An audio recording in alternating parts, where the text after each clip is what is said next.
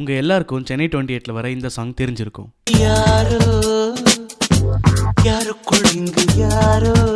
ஆனால் உங்களை நிறைய பேருக்கு இந்த சாங்கோட இன்னொரு வெர்ஷன் தெரியுமா?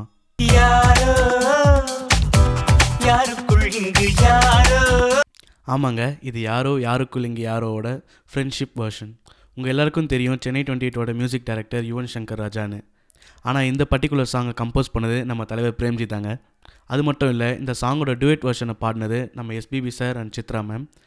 ஆனால் இந்த சாங்கோட வெர்ஷனை பாடினது நம்ம எஸ்பி சரண் சாரும் நம்ம டைரக்டர் வெங்கட் பிரபு சாரும் தான்.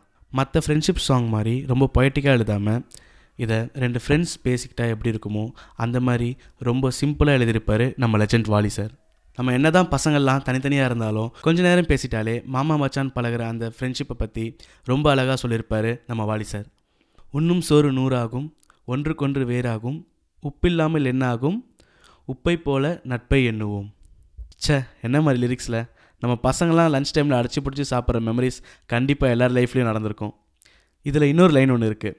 வார்ஷிப் என்றும் நீரில் ஓடும், ஸ்பேஸ்ஷிப் என்றும் வானில் ஓடும், ஃப்ரெண்ட்ஷிப் ஒன்று தான் என்றும் நெஞ்சில் ஓடுமே.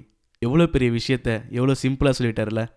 அது மட்டும் இல்லை, தலைவர் அப்போவே கே ரிலேஷன்ஷிப்பை பற்றி கலாய்ச்சி எழுதியிருப்பார். கேளுங்க.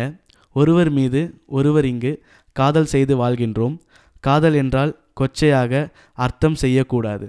இப்போ தெரியுதா இவர் எதுக்கு வாலிப கவிஞர் வாலின்னு சொல்கிறாங்கன்னு. அது மட்டும் இல்லைங்க, அப்போ இருக்கிற பாலிடிக்ஸை பற்றி அந்த பாட்டிலே சொல்லியிருப்பார்.